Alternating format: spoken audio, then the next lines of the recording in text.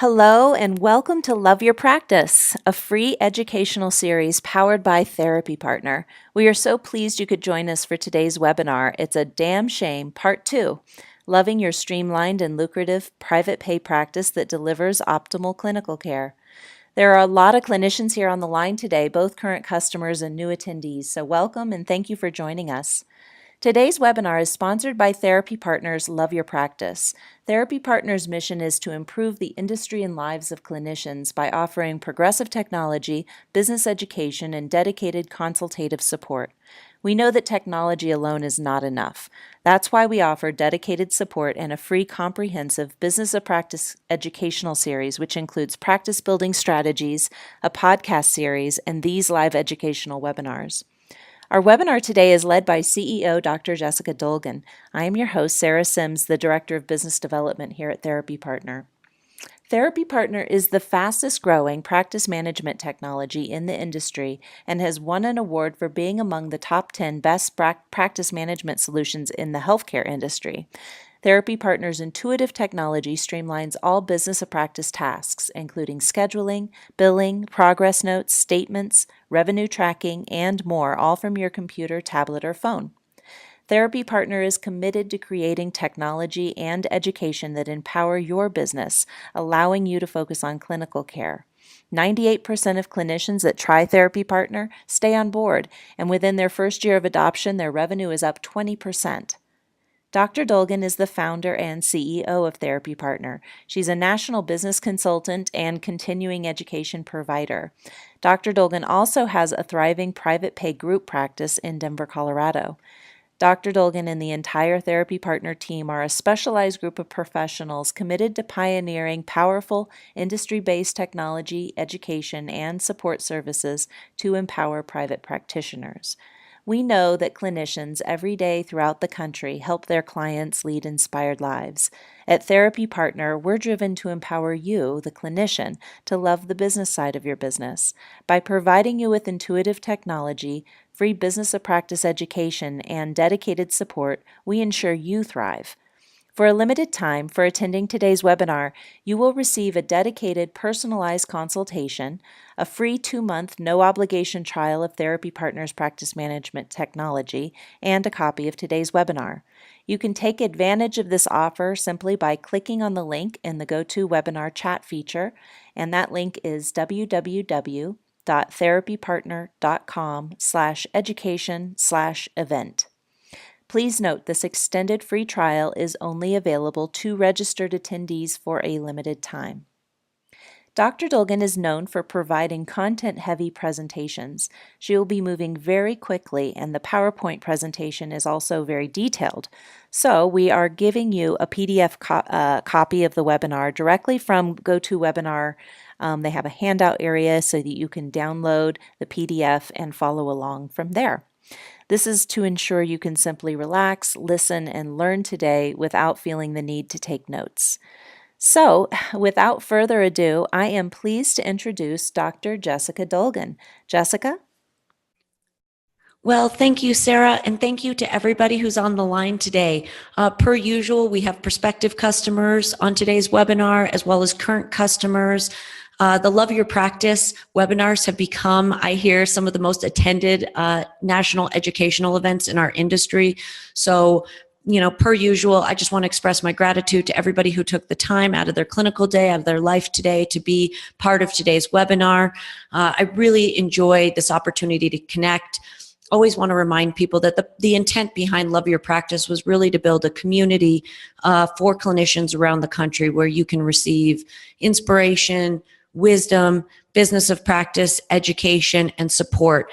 Love Your Practice, of course, is connected to Therapy Partner, our practice management technology, and all of our educational materials are free with your Therapy Partner account. So we hope that you'll take time to check out the practice management technology as well, since you're entitled to a 60-day free trial of the product. And also, I want to just restate something Sarah mentioned, which is our webinars tend to be packed with content. I move really quickly. I previously have gone to continuing education classes myself as a clinician, where I find myself sitting there trying to take notes, trying to listen to the speaker and get home and find myself kind of frazzled and without very much content at all. So we'd really like you to sit back and listen, just spend some time with the material today, connecting and really trying to think about your practice. And later you receive a copy of this webinar. And hopefully you'll revisit it when you have a moment. I also want to just, congratulate everybody who came today for taking the time to carve out a moment in your life, in your business day, in your clinical day, to focus on business development. Today's webinar, obviously has a provocative title, It's a Damn Shame, Accepting and Loving Your Streamlined, Lucrative, and Progressive Private Pay Practice that Delivers Optimal Clinical Care. The reason I titled it, It's a Damn Shame, is ultimately, I think many people on the line can concur that it has become a damn shame that clinicians around this country, master's level clinicians, doctors, psychiatrists, that there has been some industry shame associated with having a lucrative business. And the truth of the matter is that at Love Your Practice, we truly believe that great, streamlined, optimal businesses provide the most optimal clinical care. If you have a great business that you love, that's lucrative, that serves the customers that you are the most passionate about treating, things are going to go well. There have been a lot of myths and shame handed down in our industry for years regarding really having a successful business. I think clinicians have not always been encouraged, whether all the way from graduate school or beyond, to think about multiple streams of revenue, to think about how to grow their business, to think about how to grow their brand, to be self-promoting, to even consider money, to use business plans or financial plans. And we'd really like to call it. We'd like to ask the industry to consider taking on a different approach to business. Your practice is your business. It's your livelihood. Your families and your children and your community depend on you, and you depend on you. And running a successful business involves really understanding the way in which you make money, the market you serve, the brand that you bring to the community, and it also involves really understanding how to optimally run a business to get the most revenue out of it. So the subline, of course, was this is a webinar for clinicians that are ready to engage revenue-boosting initiatives to drive guilt-free earnings to their practice. If you're somebody on the line who feels like you still have a lot of shame and guilt around earnings in this industry, that's very reasonable, and I would really encourage you to maybe consider taking one of our other webinars. We have one called Fire Your Worst Enemy that is an hour-long webinar just targeted at how we overcome money shame issues.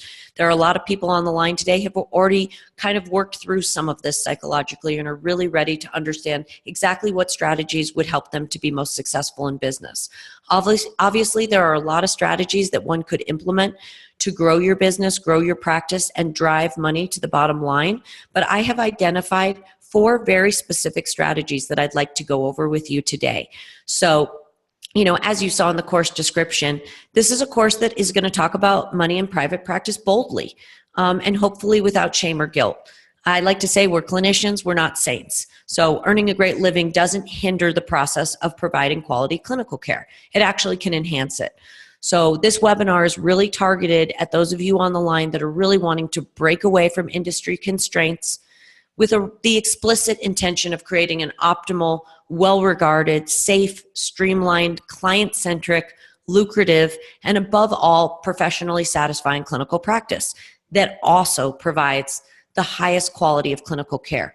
These topics are connected. Running a great business and having optimal business procedures in place, a streamlined, great business, usually trickles down to quality clinical care. The clinicians that are most stressed about business also are struggling clinically. It's very, very hard to balance both of these. So this is a class about the business side of your business. Most clinicians I talk to are such talented people. They're empaths, they're intuitive, they're aware. We tend to be people who have good EQ. There's been a lot of literature that's been published in the last couple of years regarding the role of emotional intelligence in business. And what we've actually discovered, even though as a group we tend to be a little bit shy, we're not that self-promoting, often we're a little bit isolated, what we have actually discovered is that people with high emotional intelligence are very good business owners. They're very good leaders, and they are able to craft and cultivate a brand in a way that is better than people who have other skill sets. So if you're somebody who's sitting there thinking, I wonder if this is for me, I wonder if I can actually pull this off, the truth of the matter is you can't. It's really about scaling our skill set outside of the clinical room.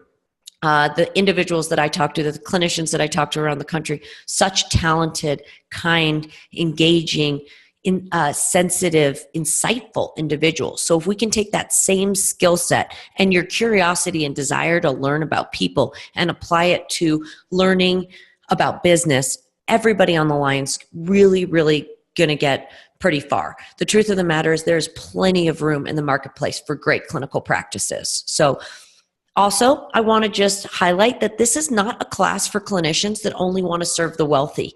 This is one of the myths in our industry that has been trickled down for years. If you make good money in practice, somehow there's an impression that you only serve the wealthy. This could not be further from the truth. This is a course for clinicians that believe that a great business earns more. And great businesses that earn more can effectively extend their reach to intentionally serve everyone in need. What's the old adage? You can't give what you don't have. So if your business is streamlined and functioning optimally, it's really going to put you in a position to develop an organized methodology for providing scholarship-based services. I use that phrase instead of sliding scale services for clientele. So that you can really serve people in need as well. This is not a class for people who just want to be wealthy and only serve the wealthy. There is no shame in running a great lucrative business. In fact, it puts you in position to really serve your community, which brings us to our next slide, which is creating a unique practice vision and a concrete plan to achieve the results you desire. As you can see, there's a quote there to the side by Amy Flett: live less out of habit and more out of intent. I probably push this so much that people who listen to these webinars get tired of this. But the truth of the matter is intention goes so far. And we know this with patients. We sit with patients all day and we tell them that with discipline and intention and focus and insight, they can change their behaviors and subsequently get a different result in life. Same goes for us. So first, we have to start with your vision. We talked about stabilizing your house. We're going to get your house in order because you're putting on an addition. Next, we need to create a unique practice vision and a concrete plan to achieve the results you desire. If you do not have intention with this plan, it gets really kind of diffuse and less likely to be successful. So let's just jump into some basic brass tactics and consider designing a practice that complements your life. I like to ask clinicians, first and foremost, above all, making sure that there is a market for your product. We're going to talk about that in a moment. But once you've determined that, I want you to consider building a practice around your life. This is a great way to improve revenue and personal satisfaction. When we go to work when we want to go to work, we earn more. And I'd like you to just ask some basic questions. You're going to create a small business plan, and you're going to start with your vision board, or your first kind of page of your business plan is going to be about your business vision. What clinical days and hours would you like to work? What time do you desire at home with family and out of the office for personal development? Have you scheduled business education and development time into your schedule? We just talked about that. You need business development and business operations time. What administrative functions are you taking on that do not reflect your highest and best use? What jobs do you need to quit? I want you to quit some jobs so that you can make room for a new job that you'd like. I always say best way to get a job you like is to work your way out of the current job you have. So a lot of you are doing jobs all day long that are beneath your highest and best use. There's a community waiting for you. There's associates that want to work for you. There's people that want to read materials that you need to draft, but we are busy running our own businesses and doing practice administration instead of streamlining operations. Are you using progressive technology to streamline your business? Have you created physical, emotional, and a professional space to expand your business? Have you created space inside your body, inside your mind to actually grow this business? Often with intention, things happen. With intention and discipline, people start becoming more successful. And I will want you to really ask yourself, have I created mental room for this new change? This is no different than a conversation you might have with an expecting family, or with a family that just discovered that their child has a mental health issue. You would ask them, to create space and time to address this in their life. So have you created business operation time and development time? This has to be a priority. Otherwise, everything we talk about doesn't work. Do you have a consistent source for business of practice education? I hope you'll come back to Love Your Practice. The good news is there is business education out there for clinicians. There's no need for people like me and these other individuals who provide these services to even be competitive. 20 years ago, there wasn't even business education available to clinicians. And now there's all sorts of business education. There's podcasts to listen to. You can join us. Either way, all of us in the industry, we work collaboratively, collectively. We all know each other, and we're excited to provide you with business of practice education. So write down the sources and write down when you're going to class and when you are doing your business development activities. So let's talk about this item here. What you excel at most maximizes your revenue. I really want you to just take some notes on what patients you love to see. Who are you the most talented and skilled at seeing? Remember, experts get paid more. Every single person on the line at least has 1 to 3 expertise and areas of specialization. Don't forget, patients will pay more to see an expert. They're also in high demand. They're looking for you. And these are the people you love seeing. So I want you to take the opportunity to really think about who you love to see. Next, is your expertise or niche specialty needed in the community? Are you tuned into what the public is actually asking for? You know, there's an intersection in business when we've seen things happen. And it's usually because the public is really wanting something. Then somebody brings it to market at the right time and in the right way. And that's when business is successful. So I would ask you to think the same way about your practice. What does this mental health marketplace need? What are they asking for? And where do they go to find it? Then how can I answer that call? And how can they find me in a very specific way? Because they're not looking for a generalist. They are looking for you. Next item, don't find customers for your products, find products for your customers. I like Seth Godin. If you haven't read his blog, very helpful. It's short, it's sweet, each day, very inspirational, very helpful for people like us who are trying to grow businesses.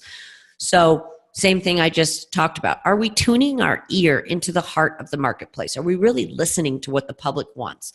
I hope you'll tune into our podcast. We've been interviewing clinicians around the country, people that I consider to be industry pioneers who have really broken out of the mold of just having a private practice and have done remarkable things for mental health and for the community and for clinicians. One of the things that I've heard them consistently say is they heard a call. They were dialed into the needs of the community, and then they responded to that call. So how have you cultivated your niche expertise? Who knows about it? What have you done to convey that you have an expertise or to cultivate more of that expertise? So what are you doing to further deepen your expertise? Are you taking educational classes? Are you getting additional certification? Asking yourself, am I comfortable, period, with self-promotion? And then secondarily, once I discover whether I'm comfortable with self-promotion in any way, how comfortable am I promoting the expertise? Because your brand is built around some level of this expertise. It doesn't have to be one. You don't have to pigeonhole yourself. It could be a few areas of expertise. But asking yourself about promotion is really important. Asking yourself, does your public brand represent the practice you're looking to build? Remember, this is just a kind of whiteboarding exercise. This is a way for you to really close your eyes and reflect and write out on paper the business you want. Not the business you have, the business you want. I'm a child psychologist, and I always tell parents, treat your child like the child you want, not the child you have. This is the same in business for us. I really want you to start treating your practice like the practice that you've dreamed of actually having, not the practice that you have this moment. What do you want to earn? And what do you need to earn? That number should be up on your whiteboard, up on this vision board that we're creating all the time, without any shame. What do you need to earn at the bare minimum? And most importantly, what would you like to earn? And it's okay if you have what I call a BHAG, B-H-A-G, which is a big, hairy, audacious goal. They use this in business all the time. You can put $250,000 on your whiteboard if you want. You can have an audacious goal. Put it up there and let's see if we can't get you there. The people who make the most money have very clearly delineated what they want to make, and then they start at the end. They work their way into a solution hour by hour. We're going to get to that in a moment, tracking key metrics in your business to make sure you get that number. But we can't get to that number until you write it on the whiteboard. So what is the number? What do you want to earn? And how are we going to get there? We'll go over how to get there, but let's start by putting it up. Put up the base number. I have to earn this. I cannot live on anything less than this. I will not live on anything less than this. Then put up the big, hairy, audacious goal, and then put a number in the middle, something you'd feel very good about by the end of the next year. So are your rates, your public branding reflective of your area of expertise? You notice I added rates this time. So many clinicians I speak to are not charging the correct amount for their area of expertise. They haven't raised their rates in years. What is your model for managing your rate? We'll talk about that in a moment, but I want you to be reflecting on it on your vision board. And have you developed a model for adding additional streams of revenue? Have you thought about the addition at all? And what are those ideas? Do you want a blog? Are you thinking about writing an ebook? Do you want to provide lectures to our community? Do you just want to add associates to your practice and grow more of a clinic? All reasonable, all multiple streams of revenue. We have classes on multiple streams of revenue. We have a 2-part class on how to add clinical associates. Again, all free to our practice management technology customers. The real question is, what have you done to stabilize the business to get ready for the expansion effort? And what is your expansion effort? What models do you want to use to create additional streams of revenue and effectively passive revenue? And how intensively do you want to participate in direct clinical care? This is really important. Some people really want to do a lot of clinical care, and other people really want to scale that back, but they don't want their earnings to be compromised. So asking yourself that would be really helpful. Here's some critical business growth documentation that I believe, starting right now, you might consider building. 1, have you created a vision board? Do you have a business plan? Do you have financial projections? Are you writing down your numbers? Are you monitoring and tracking your referral sources?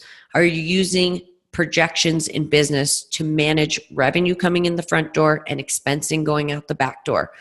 Are you tracking advertising and marketing costs and initiatives to see if they're successful? So how have you really captured earnings that are already on the table? This is one of my favorite topics. There is money to be made right on the table right now. So how are you billing for consultation, emergencies, no calls, late cancels?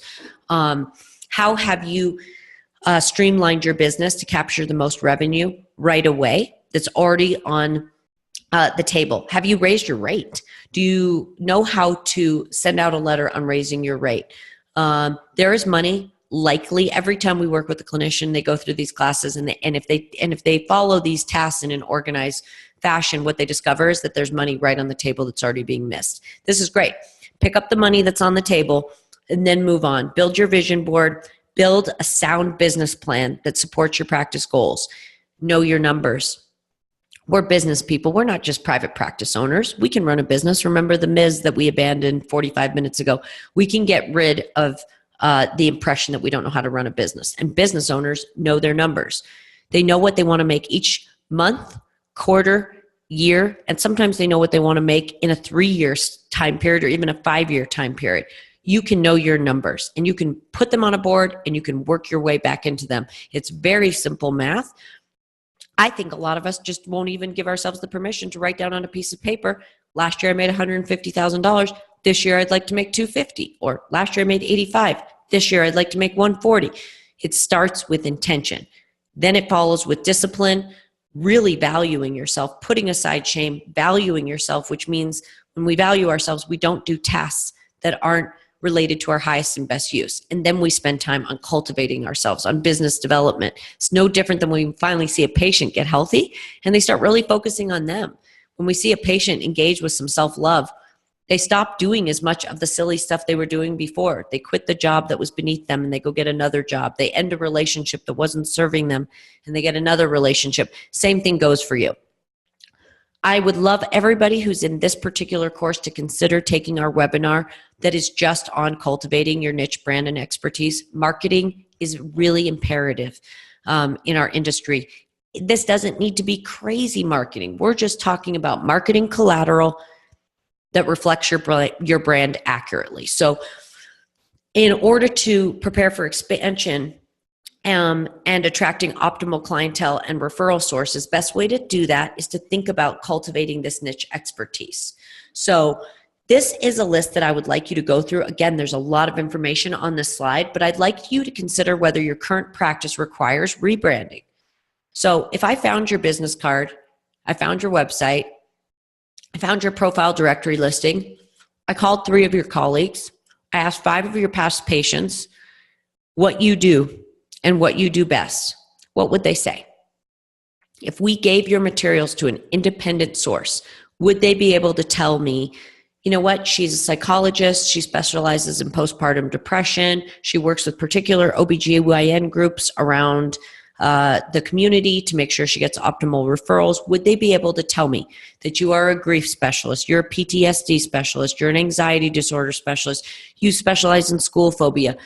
The reason I ask you these questions is because in order to attract optimal referrals from, by the way, optimal referral sources, it's really important that you have a good brand. So if you don't promote your expertise or you aren't promoting your practice in a clear manner, consider a rebrand. You can do it anytime. People are nervous about this, especially people who have been practicing for 5, 10, 15 years. They're like, I can't rebrand my business. Of course you can.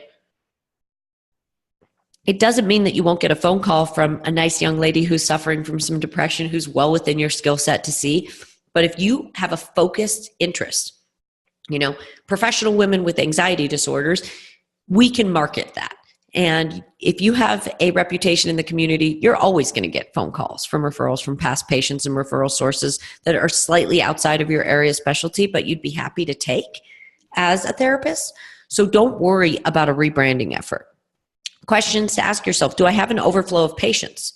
Is it time for me to be preparing to add associates? This is an amazing way to expand your reach and increase revenue. Please, as I said, request our 2-part webinar series on adding associates. Truly considering the types of patients you want to work with and value most.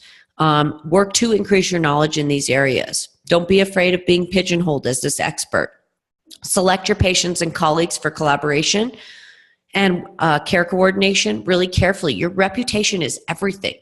And these optimal referral sources will be driving traffic to you. We have whole courses on what an optimal referral source is, but to me, that is someone where you are solving their problem. So great example, primary care physician, 200, 300, 400, 700 patients coming into a pediatric office or primary care office in a week. Their job is effectively to triage out to specialists. If they meet somebody who has a cardiac issue, they make a referral to cardiac health. If they meet somebody who seems to have a bone density issue, they refer them to the appropriate department. They meet with a female who looks like she has anxiety or depression, and they're an OBGYN or a primary care physician. Guess who they need to make a referral to? Us. They have a great deal of patients, and they need to triage and triage quickly. The best way they do that is by knowing they're experts in their community right away. Your average primary care physician cannot see somebody 5 to 7 times because they have anxiety. They need to send them out to an anxiety disorder specialist. That OBGYN cannot see a woman who has postpartum depression every week. They need you to do that. And if that primary referral source, that optimal referral source, knows who you are and where you are and how to get people to you, they send you the patients that you love. And actually, I always say in giving, we receive so much. We know this as therapists. This is why we do this for a living. We know how amazing it is to watch a patient heal right in front of our eyes. People always ask us, how can you do this? My patients say, Jess, how can you do this every week? How can you listen to me say the same things? And I always say, because I get to watch you heal. I get to watch you walk in my office at a very, very difficult moment in your life. And I get to watch you explore yourself, grow, gain insight, take accountability, utilize medication, do whatever is necessary to get you feeling better. And then I get to watch you heal right in front of me. It's a great honor. And it's a soul venture to me and to those of you that are on the line. We know why we do this work. Same thing goes for referral sources. They really want to help. They want to help as many patients as they possibly can. And in giving, you receive. When you make your services available to a referral source, you are receiving. and you're actually solving their problem. That's what's so crazy. They cannot triage or manage all those patients. Please consider using patient referral cards as part of your advertising and marketing approach. So once you've determined your expertise, once you've determined what your business plan and vision are, once you've optimized your business for new referrals to come in the door, consider using referral cards. We have, I believe, an entire webinar on referral cards, podcasts on referral cards. It's a very popular topic. It's a very, very successful advertising technique. It effectively involves you leaving referral cards with optimal referral sources. So when they are sitting in front of that patient that is anxious for their second primary care visit, they pull your referral card out of their desk. Instead of looking at the front desk for your phone number, your small business card, they pull a referral card out. And the referral card says, this referral card was given to you by a provider you trust. They give it to the patient. The patient comes to your office. You get the right patient from the right referral source. Then you call them back and you collaborate and you consult and you heal that patient together. That's a way to grow business. That's a specialized practice that can charge what they need to and can grow exponentially. So your niche expertise and the way in which you market it is very important. It's a topic in and of itself. I'd really encourage you to get more education on it. Go through this slide in a detailed way and think about how you're connecting with these optimal referral sources. Consider how you're solving other people's problems. And moving to the last slide here. So implementing revenue boosting tools. Therapists are no different than any other business owner. We've got to use key metrics. We have to know what initiatives drive profitability, contain our expenses, and help us design a practice we love. Obviously, Love Your Practice is run by Therapy Partner, which is our practice management technology, but we started providing education years ago. And when we decided to compile this education for the industry, we had to come up with a name for our education division. And I think we called it Love Your Practice because that's what we really want you to do. We really want you to love your practice. And the only way for that to happen is for you to run it like a business and for you to show your practice who's boss and to feel empowered to treat it like a business, and all knowing that this is clean money. When you are healing other people and helping your community in the way that you do, this is clean, shame-free, guilt-free money. You should earn what you deserve to earn and more. And you should be able to grow a business or clinic to any size you want. You deserve to bring in multiple streams of revenue. You deserve passive revenue. Every other business industry talks about how to make money, and you get to talk about it too. So, solid business projections become our financial reality. If you are not planning, if it is not concretized in paperwork, doesn't need to be fancy, but it does need to be concretized in paperwork. The metaphor I'll use is all of us were trained in the scientific method. So the science of business is in the numbers too. We all have clinical degrees and we understand the importance of using well-founded and tested methodology in treatment. We deploy cognitive behavioral strategies in our clinical treatment that people have researched and studied for years and tested and shown to be effective in treating patients. Those are the methods we deploy in our clinical sessions. Same thing goes for business. The science of business is in the numbers, and I really would like you to deploy founded and tested methodology to run your business. So I'm just going to start by asking you guys to all stop, quit running in the hallway. This is such a silly thing that I say, and I've been saying it for years, and mostly it's for lack of being able to come up with a better metaphor. But when I think about a clinician and the chaos that comes from running a poorly streamlined business, effectively, I picture a person running in the hallway. They're running to the front of the office to get a new patient. Then they're stopping by the printer, swiping credit cards, getting out clinical files, jumping on their Google Calendar, opening up their phone, opening up their computer to check QuickBooks. It's a bunch of chaos in the middle of the hallway. And then they're running to the back to manage expenses. They're trying to track their own books, track their own revenue. They often don't know what they're making. They don't have things concretized. So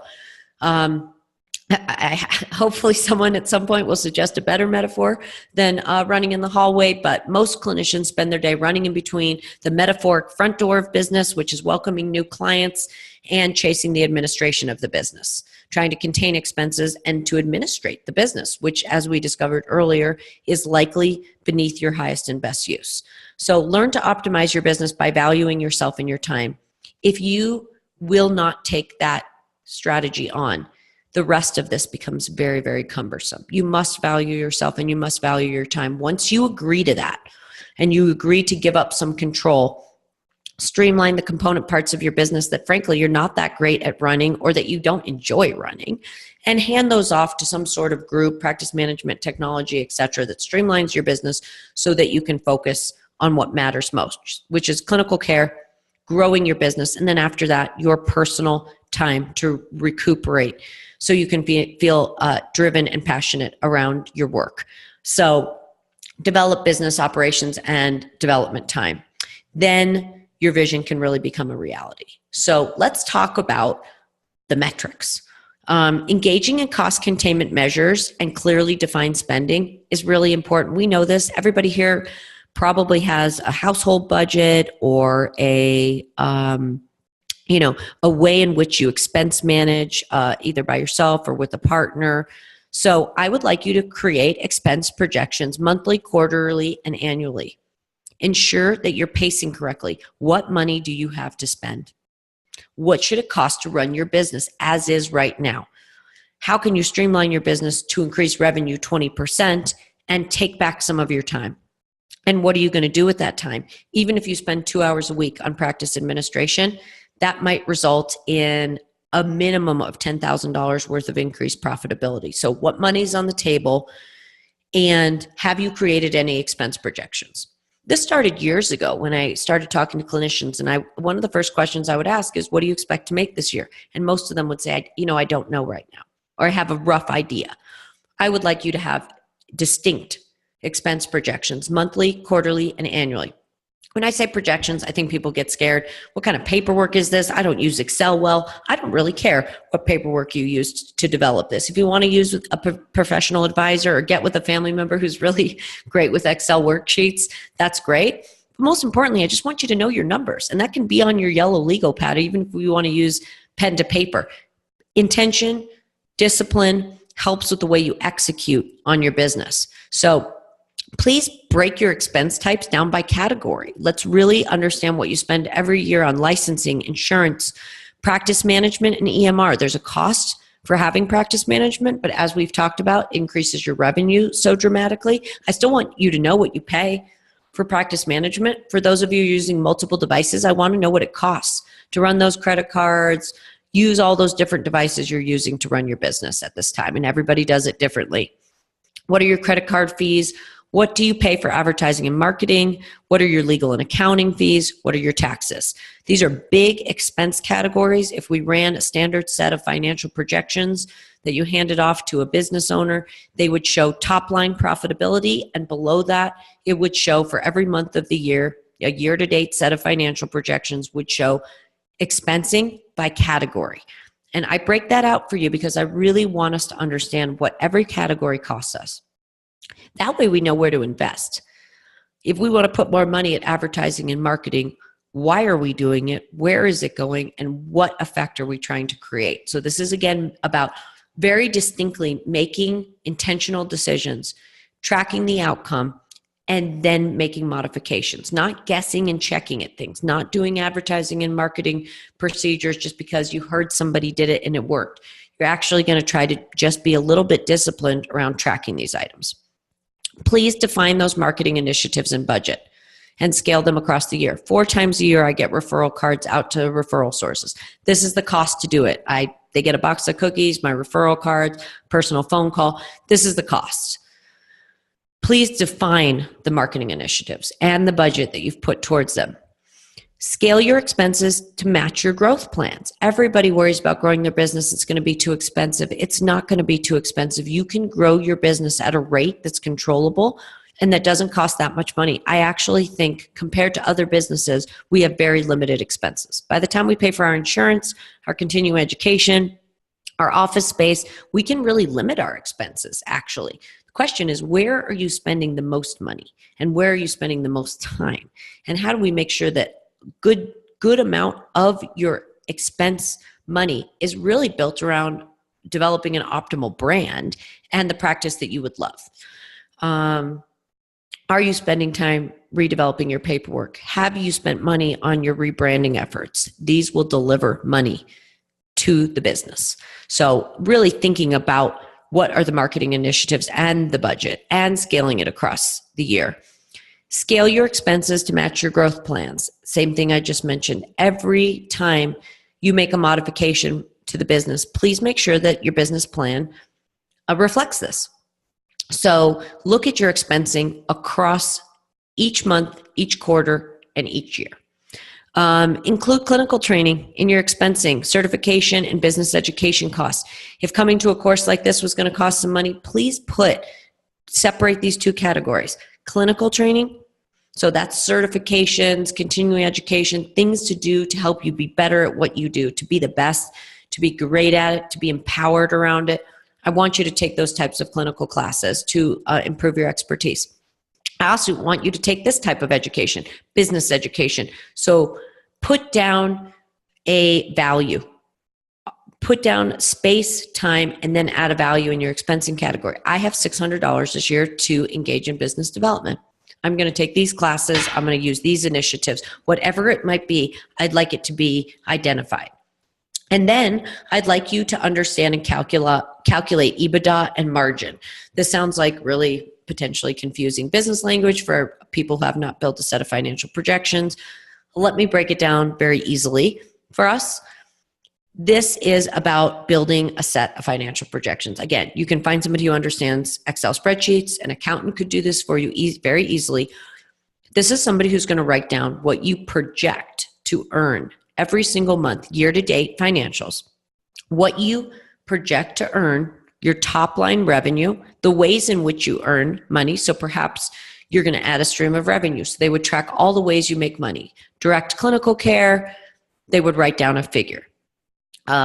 Sales of my lecture series, they would write down a figure. They would put down your gross revenue for the year. And then they would put down what they expect and project all of your expenses to be. And what they would get at the bottom is an EBITDA and a margin. EBITDA is all of the money that you have made, less your expenses, and before tax.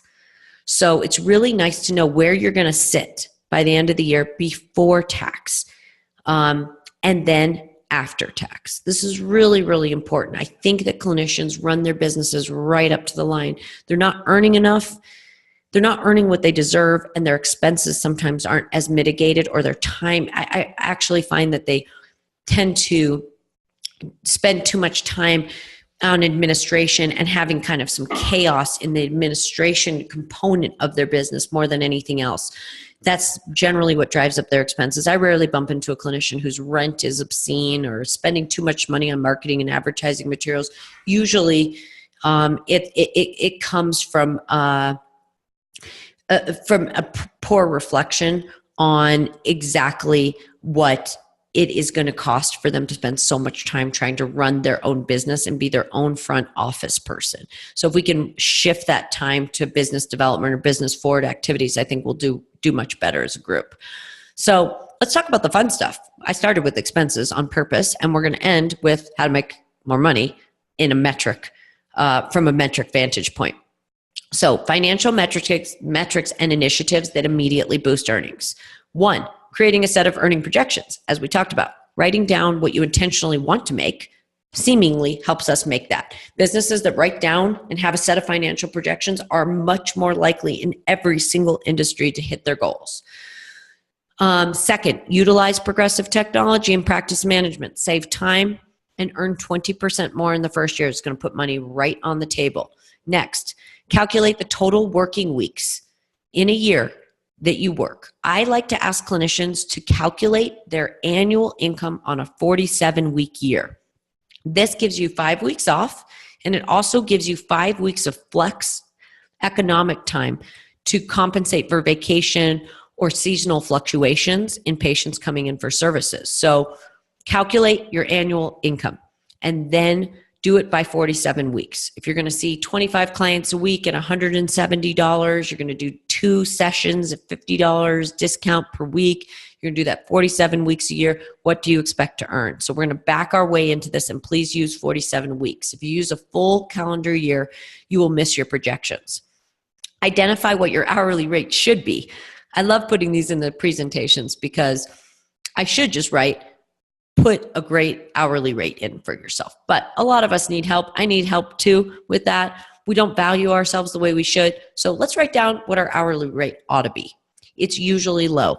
We usually have clinicians that are not raising their rate at the right intervals or as much as they should. So let's write down what your hourly rate should be and what percent it should increase annually. You need to raise your rate effectively, and it is perfectly acceptable at the very least to raise your rate annually, at least to reflect cost of living changes. Almost every product in the entire marketplace goes up 3 to 7% annually just to compensate for inflation. So something to think about. We have some scripts for you to turn out, even a written letter to turn out to patients about why you're raising your rate and how to simplify that process. You can earn well while you're helping. So please think about canceling unpredictable sliding scale arrangements where you're playing the negotiation game with every patient that walks in the door in favor of using a contained scholarship fund that targets and supports the most people in need. This means that somebody comes to your office, they say that they can't pay for your services, you give them your scholarship fund information, which involves a letter and a financial application. In my group practice here in Colorado, we go 300% above the national poverty line, and we explain that to patients. And then we have a chart that shows what rate they would be eligible for, and we make them turn in a pay stub to prove eligibility. And additionally, we review it every 6 months.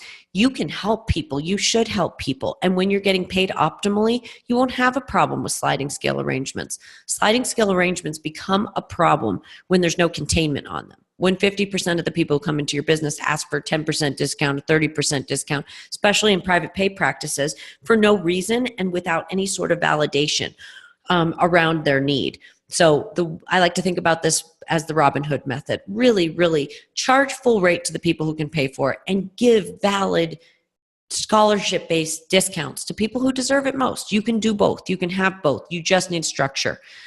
That will help you earn more. Ensure you have a full rate and clearly defined scholarship rates and slots. So that is really, really important, not some sort of vague rate. My rate is the following for my following services. My discounted rates come in here, and I have this many slots for them. So target your revenue by month, quarter, and year. Calculate your number of clinical sessions required to hit your targets weekly, monthly, quarterly, and annually. Remember, use the 47-week year. You want to make $180,000? Divide it by 47 weeks. Divide that by session numbers and start determining how we're going to get there. Back our way into this. The truth of the matter is, it's actually a fun activity. No one will know if you sit down at your desk and you start writing down that you want to make $150,000, $200,000 a year, and you start doing the mental gymnastics and math to try to figure out how to get there. You know what I suspect is you actually will get there. If you build it, they'll come. So I also want you to track the number of total referrals made to your business and from what sources. Clinicians invest in directory listings, websites, pay-per-click advertising, print marketing. I want to know who is referring to your business, who you want referring to your business. And so creating a quick little spreadsheet or a document where you track your referrals every month. I got 3 referrals from this optimal referral source, or I get great referrals from this school or this primary care physician. What are you doing to take care of those optimal referral sources? And you can't take care of them or thank them if you're not tracking where your referrals are coming from and what type of patient they turned into. Additionally, some referral sources aren't worth working with. And so you may decide that a marketing or advertising channel that you've pursued isn't working for your practice. It's not optimizing the type of clients that come into your business. And I'd like you to kill that switch, but you can't do it unless we're tracking the total referrals that come into your business and from what source. I want you to track your conversion rate of consultations to a regular patient. So here's some really big, high-level key metrics. How many referrals did you get? How many consultations did you do from the amount of referrals that you got? And how many of those people became regular patients? And what did they pay? How many sessions did they come to? This will give you a sense of kind of the average stay length in your practice on paper. So average number of sessions you provide in your methodology to one patient. So it's really nice to know on the whole, hey, my practice tends to serve this many clients, this much treatment. So from the top level, I get 25 referrals a quarter from this source. 75% of those become regular clients. Of my regular clients, they come about 15 to 20 sessions. Or they are more consistent. I'm more analytic. My patients come in and I don't have a lot of churn of new patients. Either way, I would like to know what this looks like. How many people are coming in the door? How long do they stay in treatment? And what do you earn from your average patient? This is where people get really worried about business getting dirty. Just because you know what you earn in your practice from providing patient care does not mean that you have an unhealthy relationship with money or abundance, or that you shouldn't be earning a great income. I can guarantee you that the emergency room knows what they make from the amount of patients that come in the door. I assume large chiropractic groups know how many referrals they get, from what sources, what patients stay with them the longest, what symptomatic issues those patients have.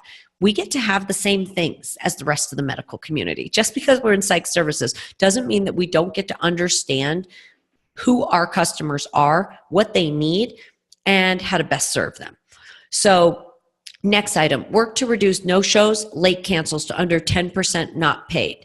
So good intake documentation, storing a form of payment on file. I cannot encourage you enough to utilize some form of practice management where you store a form of payment on file, because this will allow you to bill for late cancels, no-shows, and you will be able to bill for consultation and emergency services. Also, patients that store a form of payment on file ask for more treatment. Also, using text, phone, and email appointment reminders reduces no-shows and late cancels by 70%. Remember, that can't be your text message reminders. You need to use a secure form to communicate with your patients. So some sort of patient platform through a practice management system that encrypts data allows patients to opt in or opt out of text message, email, or phone reminders. I'm sure most of you have already gotten text message reminders for a massage appointment or a salon appointment, a doctor's appointment. We get to use these tools too, and they reduce no-shows and late cancels by 70% when you implement those tools. And patients love it. Again, this is professional precedent. Patients love going to a practice where that happens. Bill for consultation. Consultation and care coordination is an invaluable component of providing optimal clinical care. It's part of our job. It's part of our ethical responsibility to reach out to optimal referral sources, say, hey, we're treating a patient in common. How can we work together? Let's get this person the best care that we can provide. And that's a billable event. So please make sure in your intake paperwork that you're billing for consultation. Please stop doing consultation on the go. When I see clinicians immediately boost their revenue, they decide to schedule consultation. They call the psychiatrist and they say, I have time between 12 and 1. Their intake paperwork says that they bill for consultation, and they spend an hour of dedicated time doing care coordination on a patient, and then they bill that patient for it. And by the way, patients don't mind. All we want as consumers is for our doctors to talk to each other. We complain about this ourselves. We're like, good God, are they going to talk to each other? Are they going to care coordinate? I can't get one doctor's office to call the other's doctor's office. Our patients feel the same way. They really want us communicating, and they will pay for it. So I just want to remind all of us to make sure we're billing for consultation. It is a billable event, and there is a session type and a code for that. Utilize great branding materials that drive your expertise to optimal referral sources, and reward these sources and return the referrals.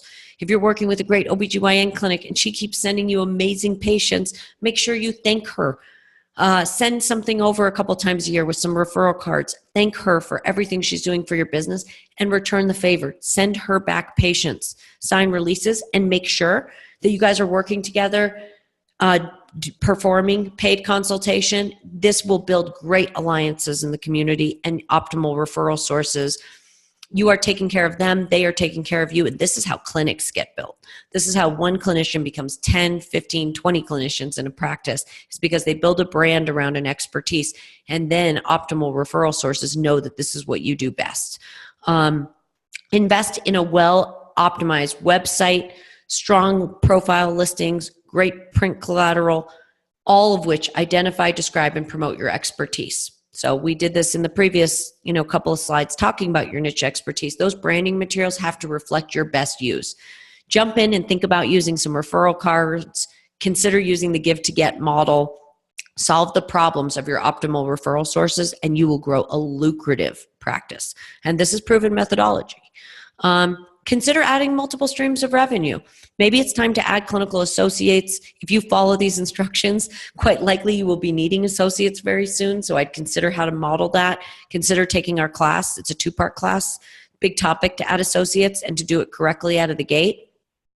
So creating materials for the public stemming from your area of expertise perhaps might be a way that you want to expand your reach or add multiple streams of revenue. You want to write a book or an ebook. You want to provide lecture series that you bill for, providing education. There are a multitude of ways for you to make money outside of your clinical chair. And I want you to unabashedly, with no shame or any guilt or any reservation, write down on your intention board other ways you'd like to make money. There's no shame in it. There's only so long we can sit in a clinical chair seeing patients directly, and that will limit our income. If you want associates in your practice and you want an anxiety small practice with 3 or 4 associates that specializes in anxiety disorders, good for you. And let's pursue that so that you can have some passive revenue. Talk about your business and what you love. I always put this down. It doesn't feel like self-promotion when you love what you do. I love working with clinicians, and I love watching clinical practices grow, and I love watching the impact it has on patients and the general mental health community. It's not hard for me to talk about what we do because I love what we do, and I feel really good about the money we get paid for the work we provide. I feel great about the technology we offer the marketplace, great about the education that I provide. I have great passion for the subject, and it comes from a clean, pure place in my heart. This is exactly the same for you all. You have something that you are passionate about.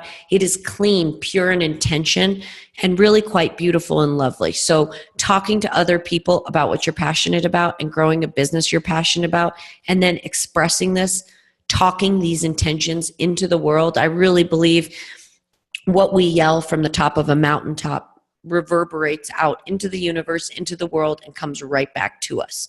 So what you are talking about, what you are doing in business will come back. And if you are passionate and excited about your practice, then I think you're on your way to get there. So I hope that, today provided some wisdom, some inspiration, some insight, some particular skills and strategies and techniques to get there.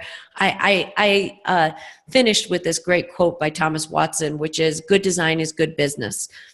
I can't state enough, as you've heard throughout this webinar, that intention goes so far. So first, vision and genuine intention, adding to discipline and a willingness to really shift the way you are doing business. This is no different. It's a parallel process to what we ask patients to do. We ask patients to come in to reflect very carefully and intentionally on the way in which they are functioning in the world. And we ask them to build a dream inside their mind, sometimes even on paper, about the way they would like their life to feel different. And then we ask them to execute on that in a disciplined way. We're experts at helping people do this. We're experts at helping people have an optimal life. The exact same process works in business. You get to sit down with yourself, think about what you're really doing. What are your real values? What are your real behaviors? How are they aligned? What kind of business do you really want to run? How do you want people to experience you? You get to write down these intentions, write down your dreams. Then you get to put together a disciplined plan to get there, and you get to shift the direction of this boat and hopefully build a practice that you really love. So thank you all for coming today. I look forward to our next webinar. I really enjoy this process. Again, I want to thank all of our prospective customers that are on the line, current customers who attend these webinars regularly, As I mentioned at the beginning, these have become some of the most attended webinars in the country, which we just feel so honored to hear this news. And we hope this has been helpful. And we will see you all next time. Thank you, Jessica, and thank you everyone on the line today for joining us. Today's webinar was sponsored by Therapy Partner and led by CEO Dr. Jessica Dolgen. We invite you to join the movement. Therapy Partner is the fastest growing practice management technology in the industry. Therapy Partner's intuitive technology streamlines all business of practice tasks, including scheduling, billing, progress notes, statements, revenue tracking, and more, all from your computer, tablet, or phone. Therapy Partner is committed to creating technology and education that empower your business, allowing you to focus on clinical care. Clinicians using Therapy Partner technology increase revenue 20% within the first year. For a limited time, for attending today's webinar, you will receive a free 45-minute business of practice consultation, a 2-month risk-free, no-obligation trial of Therapy Partner's practice management system, and a copy of today's webinar. Please note this extended free trial is only available for registered attendees for a limited time. Just visit therapypartner.com/education/event to schedule your free business of practice consultation. This link is also available to you in the GoToWebinar chat box. Also, the PDF copy of today's webinar is available as a download from GoToWebinar. Right now, you can download that copy from GoToWebinar. So I encourage you to do that, and that way you can review this information. We will also be sending out a recording link of the webinar so you can review the webinar via recording as well. So for your 45-minute business of practice consultation and 2-month risk-free trial, please do go to that link, therapypartner.com/education/event, to sign up for your free business of practice consultation. Dr. Dolgen and Therapy Partner understand that progressive technology, education, and personalized support create an optimal opportunity for you to thrive in practice. Thank you, Dr. Dolgen, and thank you all for attending today's webinar. We hope you enjoyed the course content and will join us for future webinars and educational opportunities. At Therapy Partner, we are committed to providing the most progressive technology and education to help empower your practice. We hope to see you here again and have a wonderful day.